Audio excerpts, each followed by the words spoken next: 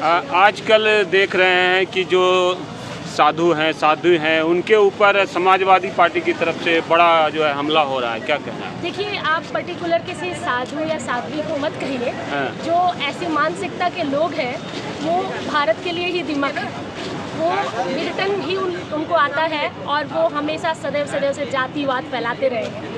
जातिवाद या परिवारवाद, इसके अलावा और कोई राजनीति आती नहीं है। अखिलेश यादव को क्या लग रहा, कुछ हो गया उनको, क्या प्रॉब्लम है? कुछ जो है हिंदू धर्म से प्रॉब्लम है, सनातन से प्रॉब्लम, क्या प्रॉब्लम? पर्टिकुलर मैं किसी व्यक्ति या किसी पार्टी के लिए नहीं बोल सकती, क्योंकि मैं एक साध्वी हूँ। मैं सनातन की बात करती हूँ।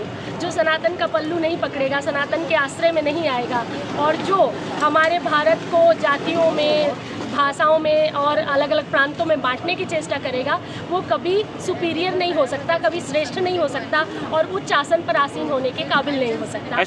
इसलिए सबको मिलकर लेकर चलना चाहिए। और वैसे अगर देखा जाए तो यदुवंशी तो हमारे श्री कृष्ण भी थे, जिनकी हम कथा करते हैं। तो हमें किसी जाति से कोई प्रॉब्लम नहीं है। हम साधु जो होते हैं वो समाज को जोड़ने की बात करते हैं। अभी मैं तालकटोरा स्टेडियम में थी, अभी कॉन्स्टिट्यूशन क्लब में मैंने यही बात बताती हूँ समाज को कि ये समय बंटने का नहीं है, ये समय टूटने का नहीं है। लेकिन ये है कि हिंदू धर्म में साड़ी और ब्लाउज अच्छा ड्रेस माना जाता है।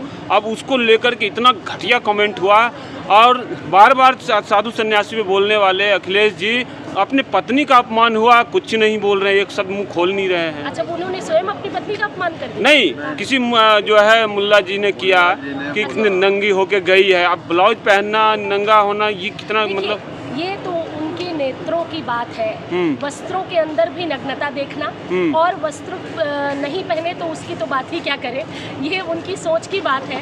तो अखिलेश यादव को रिएक्ट करना चाहिए। इस विषय में मुझे कोई जानकारी नहीं है, इसलिए मैं नहीं बोलना चाहूँगी। परंतु मैं इतना बोलना चाहूँगी कि हमारे भारत की परंपराओं का जहाँ सम्मान होगा वही इस समाज पे राज करेगा, वही लोकतंत्र पे राज करेगा। और जो भारत के नारी सम्मान की बात नहीं करेगा और नारी सम्मान के लिए काम नहीं करेगा, जन सामान्य के दुख दर्द को नहीं बांटने की चेष्टा करेगा, वो समूल नष्ट हो जाएगा। ये भारत की भूमि है भैया, 21वीं सदी नारी सदी है। नारी को अगर कोई व्यक्ति विशेष भी बात करता है ना, तो उसको सिडनी जाके छुपना पड़ता है। इसलिए मैं तो यही कहूँगी कि नारी सम्मान की जो बात करे, और भारत माता है, यहाँ से बढ़कर और कहाँ होगा।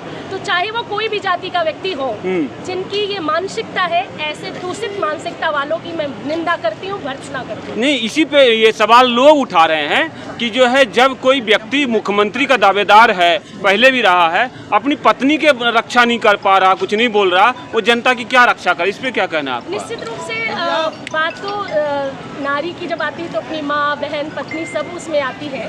तो मुझे लगता है कि बोलना चाहिए, बेबाकी से बोलना चाहिए, जातिवाद में ना पड़ के कम से कम ये जो यहाँ प्रोपोगंडा फैलाया जा रहा है उस पर बोलना चाहिए। और मैं तो एक ही बात कहूँगी कि जब तक सूरज चांद रहेगा, भारत माँ का नाम रहेगा, सनातन रहेगा और हिंदुस्तान रहेगा। ठीक।